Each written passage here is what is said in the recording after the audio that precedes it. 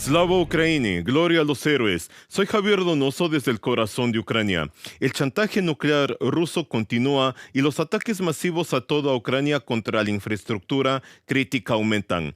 Esto es análisis detallado. Quédate con nosotros. No te olvides de seguirnos, suscríbete y comparte este video en tus redes sociales. Somos UATV Español. Estamos en Facebook y YouTube. El mundo está pendiente de las amenazas lanzadas por Rusia.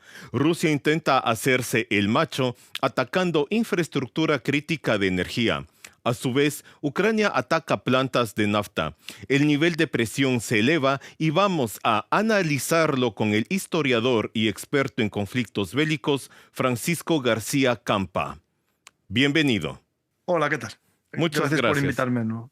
Sí, siempre es un gusto que estés con nosotros. Un nuevo discurso de Putin para llamar la atención del mundo. Putin amenaza con bombardear Kiev.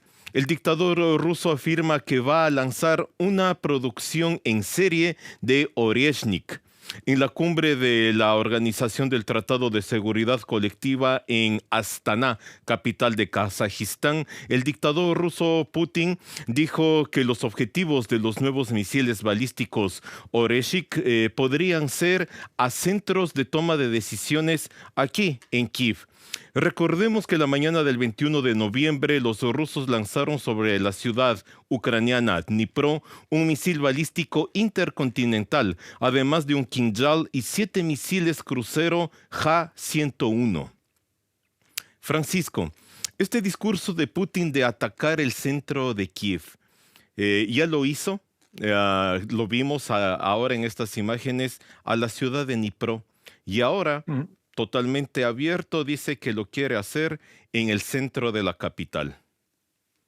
Claro, aquí tenemos que ver un momento este arma, qué significa, ¿no? Esto es un arma que supuestamente es un IRBM, es decir, un misil balístico de medio alcance, que en teoría está regulado por unos acuerdos internacionales por el tema de la proliferación de armas nucleares. Este es un tipo de arma diseñada para ser un vector nuclear y está regulado por unos acuerdos con Estados Unidos. Por lo tanto, su uso es una escalada, ¿no? En la, digamos, en lo que podemos decir el uso de armas en la guerra de Ucrania.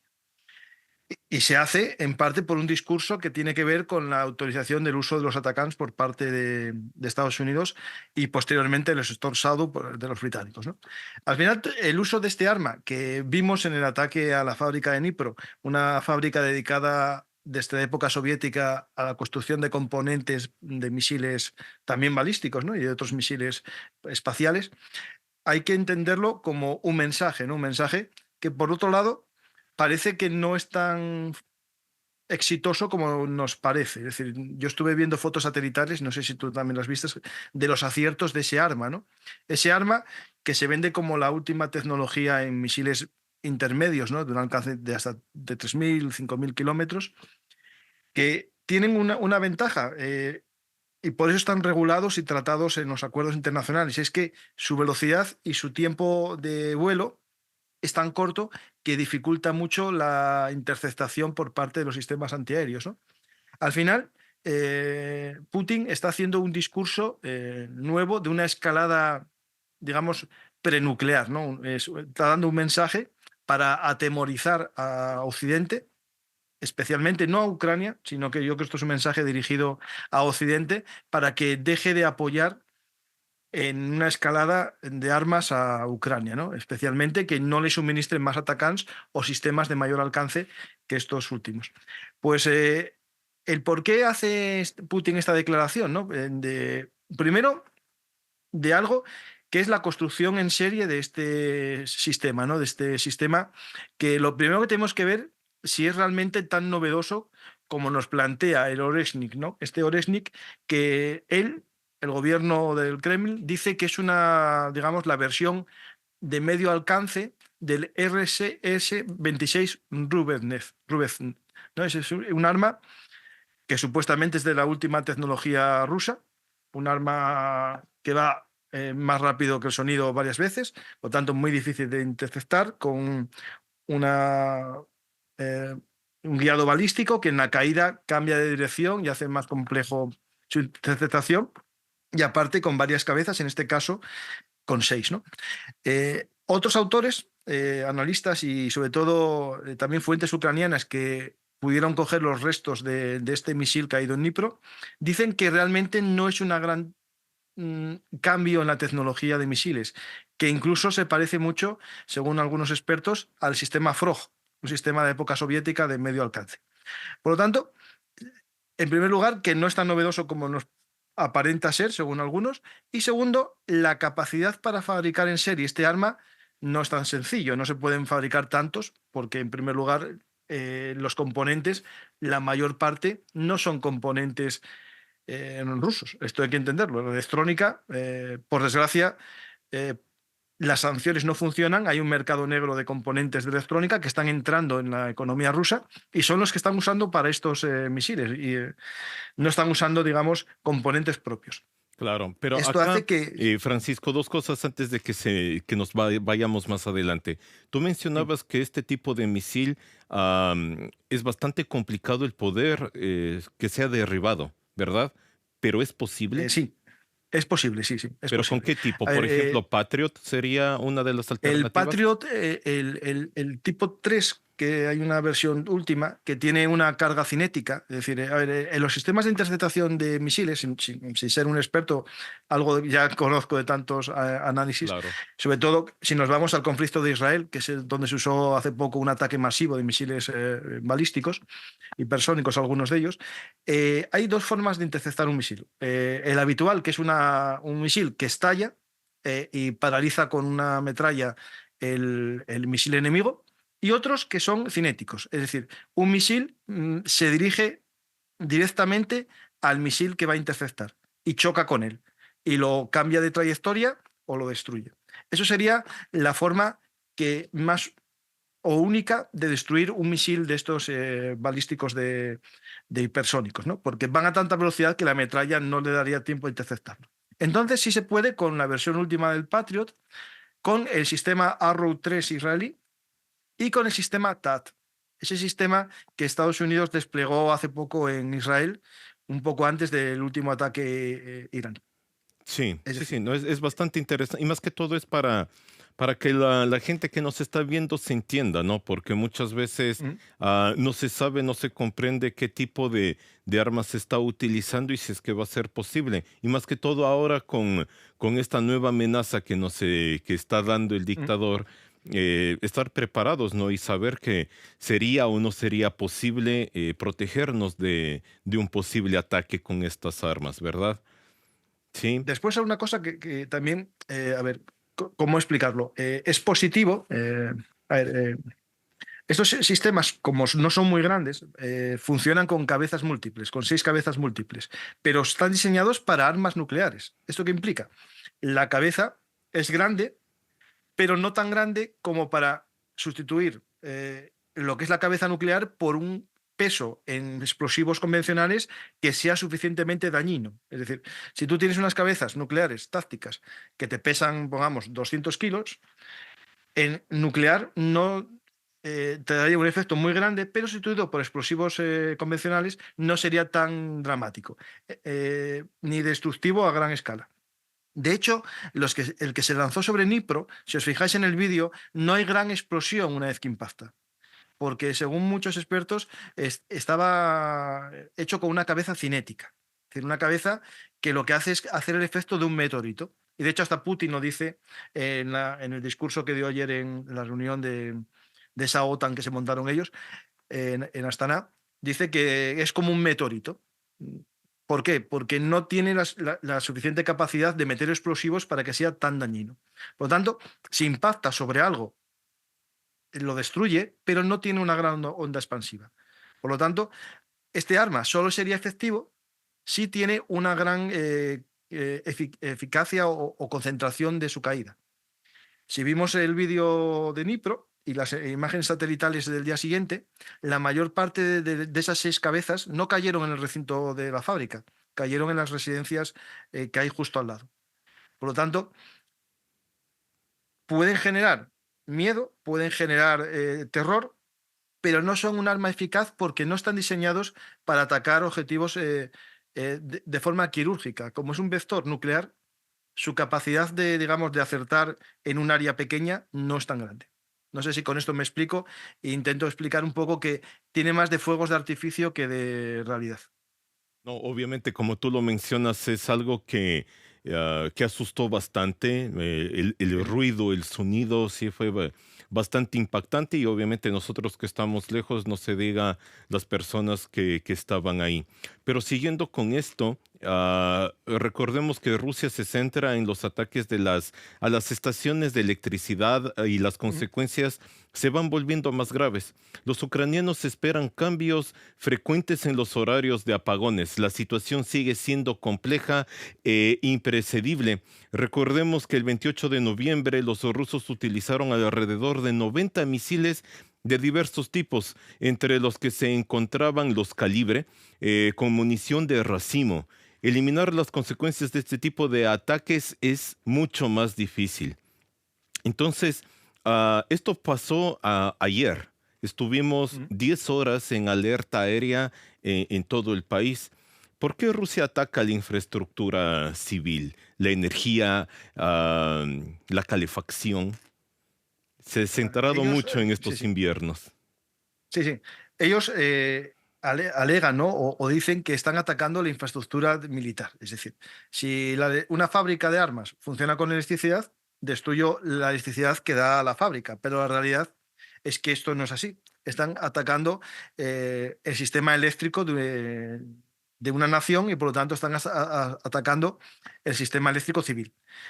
Habría que ver cuál es la intención real para ver si estamos ante un ataque militar o un ataque de política de terror, ¿no? Que es lo que aparenta ser. Es decir, eh, no hay ataques casi en verano de este tipo, pero sí en invierno. Por lo tanto, si tú atacas el sistema energético en invierno y no tanto en verano, es porque lo que quieres hacer es daño real a las personas que se benefician del sistema energético. No sé si me estoy explicando bien. Si tú en verano no atacas mucho el sistema eléctrico, es porque no te afecta tanto a la industria militar, sino que afectas o atacas para dañar las calefacciones, los sistemas, digamos, de la vida de una ciudad en pleno invierno. Yo creo que está claro eso, y eso está claro desde el primer momento, esos ataques al sistema eléctrico tienen un objetivo de política de terror, al igual que el ataque también a centros urbanos, ¿no? Durante toda la guerra asistimos a ataques a viviendas, no sé, algunos intencionados, otros por error de sus sistemas, hay los dos motivos, pero ahora la amenaza que parece que va a ir detrás de este ataque es el ataque a la cabeza, ¿no? Es decir, al gobierno. En el primer momento de la guerra, hubo ataques incluso de comandos para intentar acabar con la vida de Zelensky. Se hablaba incluso de wagneritas en esa misión. Pero parece que Sí. se paralizó el ataque con misiles a edificios gubernamentales principales, ¿no? Al principio de la guerra sí hubo alguno. Pero ahora la amenaza que dice Putin últimamente es que va a atacar con este sistema. Si sigue habiendo ataques con Atacams o Storm a territorio ruso, va a atacar edificios del gobierno, perdona, de Ucrania en Kiev. Por lo tanto, ahora el objetivo va a estar en una ciudad, no en un recinto industrial en las afueras. Con la, digamos, eficacia que tiene este arma, vamos a ver que el arma no va a acertar exactamente en el barrio, en el recinto, digamos, central de la ciudad. Podemos ver que puede haber daños incluso en viviendas civiles cerca. A ver cómo justifican eso, porque el sistema ya visteis cómo cae, cómo se abre y no se concentra en un lugar. Vamos a ver y asistir, por desgracia, a que van a intentar atacar la Duma o el recinto presidencial, pero podemos ver daños en la población civil más cercana, ¿no? Y eso es algo que lo veremos. Y viendo con todo esto, hubo un rumor, ¿no? A mediados de otoño, más o menos ahí en septiembre, octubre, que se había paralizado el ataque a infraestructuras energéticas ucranianas porque había habido una tregua o un pacto mutuo entre Ucrania y Rusia de no atacarse infraestructuras energéticas. Vimos que no fue así, que se rompió hace poco con un ataque a una presa, a la zona eléctrica de la presa, con el posible daño a todo lo que digamos que sería el dique, ¿no? Al muro de contención. Vimos también, no hace mucho, antes de la alerta nuclear, la amenaza de ataques a la infraestructura nuclear ucraniana, ¿no? A las centrales nucleares ucranianas que generan electricidad. También se habló de eso. Y algo que me parece muy importante a la hora de enfrentar Ucrania a la amenaza es el cambio de estrategia por parte de Rusia. Al principio de la guerra había ataques diarios, todos los días con pocos misiles y pocos drones. Cambiaron a una estrategia de ataques semanales con muchos drones y posteriormente, ya en el último año, a una estrategia de pocos ataques mensuales, pero muy concentrados, con una mezcla de drones y misiles balísticos, que es lo que asistimos en los dos últimos grandes ataques.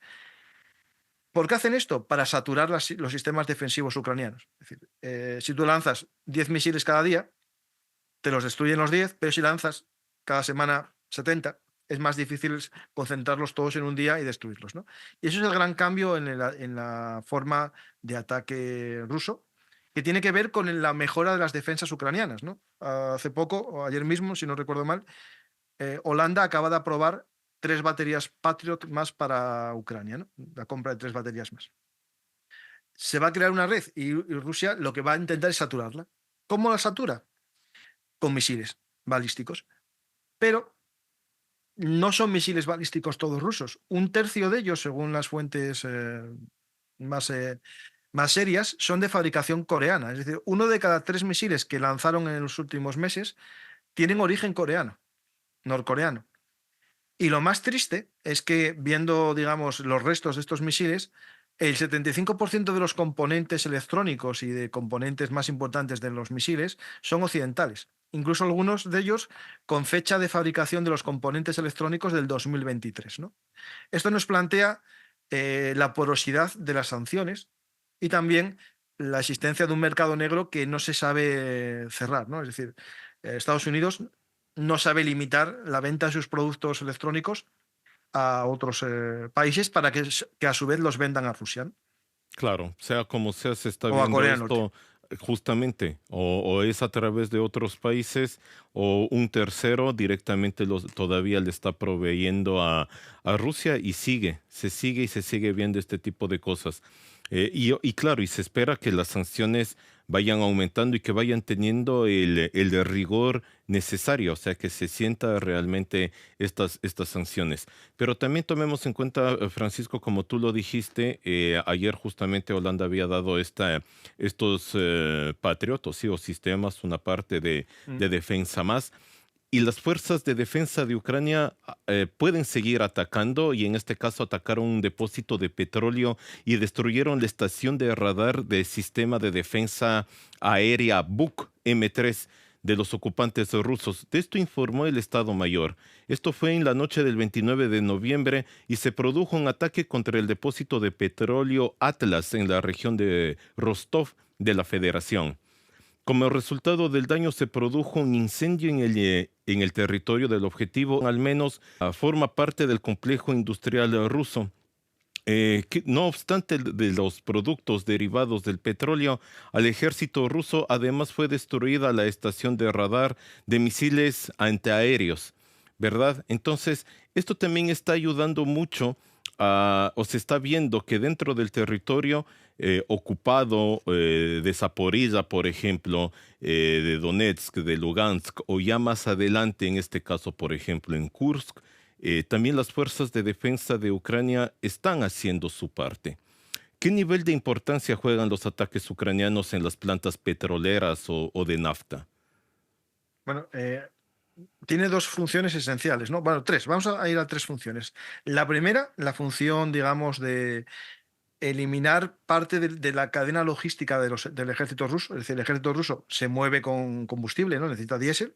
Y si tú destruyes refinerías, limitas la capacidad de suministro. Segundo, la nafta, el alcohol purificado y más elementos que tienen doble uso, uso civil, pero también militar, son esenciales, por ejemplo, para la fabricación de combustibles y también de munición, ¿no? O en el caso de la nafta también, si no que recuerdo mal, para bombas incendiarias, ¿no? Es decir, hay una serie de dobles usos de esas armas. Segundo, la refinería también dota de divisas al mercado ruso, ¿no? Es decir, los rusos venden sus productos como el diésel al mercado internacional y por lo tanto si tú limitas su fabricación, reduces su balance, sus ventas, ¿no? Sus exportaciones. Por lo tanto, le estás haciendo un daño a la sangre que da de comer al ejército ruso, ¿no? Es decir, un ejército sin dinero no se puede rearmar, no se puede pagar los sueldos y por lo tanto cualquier ataque a las ventas de lo único que vende casi Rusia, que es recursos, materias primas, ¿no? Que es casi el 50% de su balanza de exportaciones, son eh, petróleo, carbón, gas, no, carbón casi poco ya, gas y carbón y productos derivados del petróleo. Por lo tanto, destruyendo eso, le estás reduciendo sus ingresos, ¿no? Que eso afectaría posteriormente a una economía que ya está sufriendo sanciones de otro tipo y que estamos viendo que está devaluando el rublo y de hecho acaba de prohibir antes de ayer, si no recuerdo mal, la compra de dólares en Rusia, ¿no? Tú no puedes ya cambiar dólares por rublos en Rusia. Por lo tanto, bueno, puedes cambiarlos, pero no puedes comprar dólares, ¿vale? Después tenemos la tercera, que es lo psicológico, ¿no? Es decir, atacar una refinería genera una gran onda de humo, un gran bola de fuego, que puede ser visto por los habitantes rusos de kilómetros a su alrededor. Y eso hace que muchos de los rusos que piensan que su país es imbatible, que sus defensas antiaéreas son perfectas, que la guerra está limitada a Ucrania y que nada pasa en su país, cuando ven esto pasar a diario, ven colinas de humo, por mucho que les engañen los medios de comunicación, por mucho que les engañen las notas de prensa, que todos los drones fueron abatidos, que todos los misiles fueron abatidos, ¿cómo explicas tú que ningún dron superó las defensas y está quemando, ¿no? Una refinería? A veces dijeron en notas de prensa oficiales que eran los restos del dron que cayeron una vez abatido, ¿no? Pero la realidad es que tú veías el vídeo y el dron no estaba dañado, iba perfectamente contra el objetivo que suele ser casi siempre la torre de refinado. Es decir, una refinería tiene una torre donde se produce el refinado por decantación, ¿no? De muchos productos y eso es lo que se suele atacar, que es lo que es, digamos, el cuello de botella, ¿no? Es decir, tú puedes atacar un depósito, pero la refinería sigue funcionando. Destruyendo esta torre, limitas la producción durante mucho tiempo. Entonces, obviamente esto nos ayuda bastante, sea como sea, el impedir de que ellos sigan produciendo, como tú lo mencionabas, sigan vendiendo, en este caso, el petróleo, sus derivados, y de esta forma nos estamos protegiendo, ¿verdad? Y se Sí, sí. espera que más países, no solamente Estados Unidos, que permitió de cierta forma ya el uso de unos misiles para poder atacar dentro del territorio, también se espera de otros países que también nos puedan dar estos permisos, porque sea como sea, se tiene de cierta forma con qué hacerlo, pero no se lo puede o no se podría pasar más allá. Mm. Y se Sí, espera, ¿verdad? ¿Tú crees que sería sí, posible que nos puedan dar ya estos permisos más adelante? en Storm Shadow supuestamente los británicos autorizaron su uso un poco más allá de lo que había antes de autorización. Por lo menos hubo un ataque en la zona de Kursk, muy al norte, contra un búnker en el que se usó Storm Shadow, ¿no? O sea, al final puede ir aumentando la autorización. El mayor problema que hay no es la autorización, sino la entrega de estos armas, ¿no? Es decir, la más polémica de todas es el famoso Taurus alemán, que tiene España. Por ejemplo, en España tenemos unos Taurus que podríamos darlos, pero sin autorización de Alemania no podemos dar esos misiles Taurus que tienen unas capacidades de penetración en zonas búnkers y sobre todo en destrucción de puentes, por ejemplo, hablando del puente de Crimea, ¿no? Como el puente de Kerch, como el mejor arma que le falta a Ucrania, ¿no? Es decir, todas las armas que tiene son buenas, necesitan más y más autorización, pero le falta un arma que yo creo que es el Taurus, que sería muy interesante tenerla, pero ahí depende siempre de Alemania y su autorización. Esto ya fue alguna vez, y no solo una, que el canciller Scholz lo ha negado, o sea, no que lo ha Sí, sí. negado, o sea, ha dicho que no, que él no está dispuesto a dar esta autorización, pero también se habla, y esto también lo habíamos visto anteriormente, de los siguientes posibles cancilleres, porque ya ahora van a ser elecciones, ¿verdad? Entonces esto Mm. también podría cambiar de alguna manera y eso se Sí, sí, espera. claro, hay que ver quién gana, ¿no? Si el que gana es pro-ucraniano o esperemos que no se produzca un vuelco electoral, ¿no? De esa extrema derecha prorrusa que crece en la zona oriental de Alemania, que no creo que llegue a ser nunca presidenciable, pero bueno, no, en este caso cancillerable, ¿no? Bueno, Francisco, como siempre es un gusto poder conversar contigo, que nos expliques, que nos des tus puntos de vista siempre muy acertados. Espero que nos veamos en una siguiente oportunidad. Por supuesto. Cuando me llaméis y pueda venir, yo asistiré a intentar explicar un poco lo que todos intentamos entender, ¿no? Que es un conflicto tan complejo como este, con lógicas muy extrañas, ¿no? Es decir, yo, para finalizar, me parece muy lógico que Putin amenace con un ataque nuclear porque le ataquen con misiles cuando él hace ataques con misiles casi todos los días al país vecino, ¿no? Es decir, es una guerra asimétrica. Él puede hacer lo que quiera y la otra parte no puede hacer nada porque yo tengo armas nucleares, ¿no? Ese es el tema que me parece extraño de esta cosa. Así es. Vamos viendo cómo estamos más adelante. Te agradezco nuevamente, Francisco. Hasta la próxima. Para, pues, En la compañía de Francisco García Campa, historiador, experto en conflictos bélicos, hablamos sobre el chantaje nuclear ruso, los ataques masivos a la infraestructura crítica ucraniana y las poderosas respuestas ucranianas en el territorio ruso. Amigos, recuerden dejar sus comentarios desde qué país nos están viendo y qué temas les gustaría que desarrollemos por este medio. Ucrania es fuerte. Ucrania vencerá.